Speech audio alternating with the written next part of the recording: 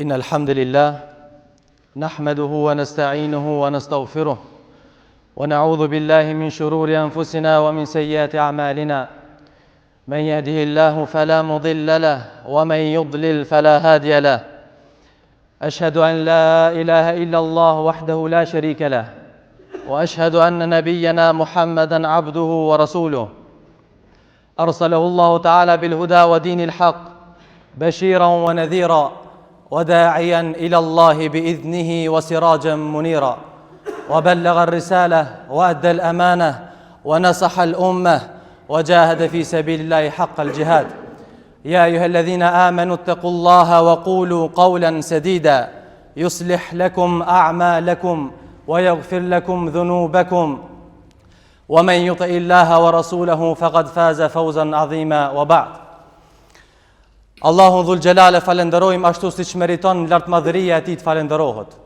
Vetëm atë e adhurojmë, e madhërojmë dhe vetëm prej ti ndihmë, udhëzim dhe mëshirë kërkojmë. Salatë dhe selamet tona qofshin mbi të dërguarin tonë Muhammedin sallallahu alaihi wasallam, mbi familjen e tij, shokët e tij dhe mbi të gjithë ata që e pasuan dhe e pasojnë në rrugën e tij deri në ditën e gjykimit.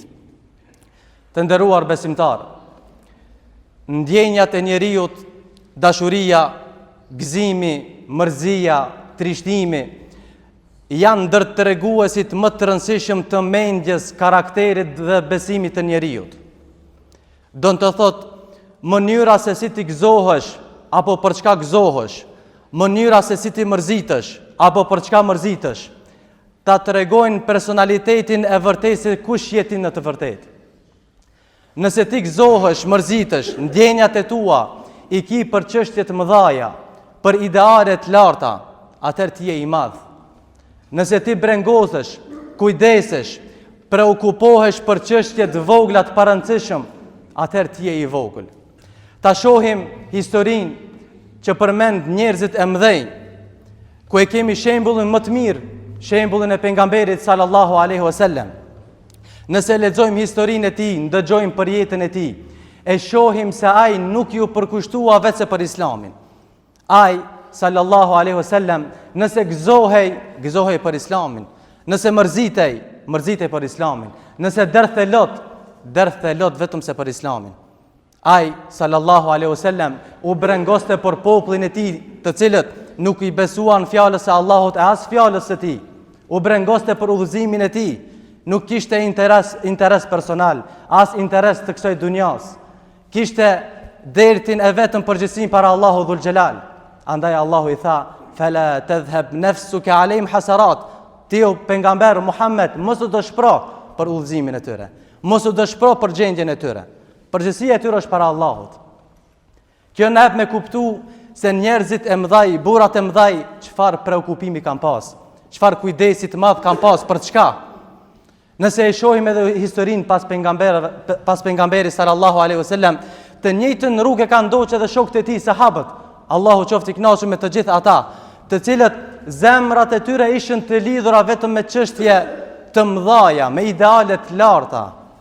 E kemi rastin e Abu Bekrit radhiyallahu an, që nga dita kur e pranoi Islamin, i ja kushtoi jetën Islamit, i ja kushtoi familjen Islamit, i ja kushtoi të gjithë pasurinë Islamit. Siç na e ka dëshmuar historia, i cili 2 herë me radhë e ka dhënë të gjithë pasurinë vetëm e vetëm për fejen islame. Kësaj kanë qenë të gjitha burrat e asaj kohe sahabët, edhe ata të cilët kanë ardhur pas tyre. Kemi rastin tjetër për të cilën tregohet për Salahuddin Ejubin, para se ta çlironte Kutsin, e ka ndaluar shakan, hajgarën brenda ushtrisë së tij derisa arriti fitore ndaj krishterëve dhe e ktheu Kutsin duart e muslimanëve. Këtë gjest e ka bëu për shkak peshës të madhe, përgjegjësisë të madhe që ka pasur në supet e tij. Andaj vëllezër, nëse dëshiron që ti të jesh i madh tek Allahu dhul xhelal, atëherë ti duhesh të preokupohesh, të kesh kujdes vetëm për çështje të mëdha, për çështje të cilat kanë lidhje me Islamin dhe kanë lidhje me ahiretin, për çështje të cilat do të kesh përgjegjësi para Allahu dhul xhelal. Allahu dhul xhelal në shumë ajete na tregon sepse gjendja e një populli nuk ndryshon vetëm se inna Allahe la yughayyiru ma biqawmin hatta yughayyiru ma bi anfusihim. Allahu nuk e ndryshon gjendjen e një populli përderisa ata ta ndryshojnë gjendjen e tyre që kanë. Dhe shumë persona, njerëz të mëdhej që na tregon historia, ata nuk kanë pas vetëm se çështje preokupim për çështje të mëdha, për ideale të larta. Allahu është ai që ka i ngrit njerëzit dhe i ul njerëzit. Është e kohë që ti të dukesh i madh tek njerëzit, ndërsa tek Allahu je i vogël. Wa tu'izzu man tasha'u wa tudhillu man tasha'. Allahu e ngrit këtë do dhe ul këtë do. Nëse Allahu të ka ngrit, nuk ka kush që të ul. Nëse je i madh te Allahu, do të jesh i madh te krijesat. Por nëse je i vogël tek Allahu, është e kohë që të jesh i madh te krijesat. Edhe pse dukesh që je i madh.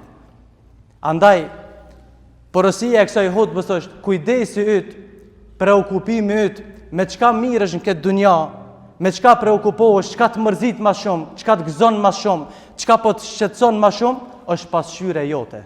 Është pasqyre karakterit tan, është pasqyre personalitetit tan, është pasqyre besimit tan. Është pasqyre e besimit tan. Mënyra se si ti gëzohesh. Me apo këtë pyetje vetes se për çka po mërzitem unë sot më shumë ti. Për çka po derdhi lot më shumë ti. Ndoshta na shkon gjithë nata duke analizu, duke krahasu njerëzit tjerë, duke i komentu, e duke thonë se muslimanët janë të përçam, ndërsa kjo fjalë nuk është e një njeriu të mençur, nuk është e një besimtari të mirëfillt. Njeriu i mençur e fillon fillimisht analizën, komentimin ndaj vetes së tij fillimisht, pastaj ndaj familjes së ngushtë, pastaj ndaj familjes së gjerë, e pastaj edhe vendi ku jeton, rrethi që e rrethon. Nëse ti po don që të tjerë populli mu kanë mirë, fillon ndryshimi nga vetja jote. Fillon ndryshimi nga vetja jote. Ka edhe asi njerëz të cilët preokupimin më të madh me çka e kanë me kënaqësi e psharaket kësaj dunjas, me argëtim. Ata nuk ndjejnë as dhimbje, as nuk ndjejnë hall dert muslimanëve, as nuk kanë fjalë me fol, as lot për me derdh. Pse? Se zemrat e tyre janë të ngurta dhe zemrat e tyre, ndjenjat e zemrës së tyre nuk janë të lidhura vetëm se me çështje me ideale të vogla. Andaj, nëse dëshirojmë që ne të jemi besimtar të mirëfillt, të jemi njerëz të mëdhenj tek Allahu Dhul Xhelal, që kjo është më e rëndësishme se të gjitha tjerat, duhet të miremi, të preokupohemi, të kemi kujdes vetëm se për çështje të mëdha, për ideale të larta, për qëllime të larta. Elusi Allahun Azza wa Jall që gjendjen tonë Allahu ta ndryshon për ka e mira. Elusim Allahun Dhul Xhelal që çështjet tona të jenë të mëdha, idealet tona të jenë të larta, që synimet tona të jenë për të mirën tonë, për të mirën e popullit tonë. Elusim Allahun Azza wa Jall që gjithëve neve Allahu me mëshirën e tij na kaplon. Wa sallallahu ala nabina Muhammad wa akhiru da'wana alhamdulillahi rabbil alamin.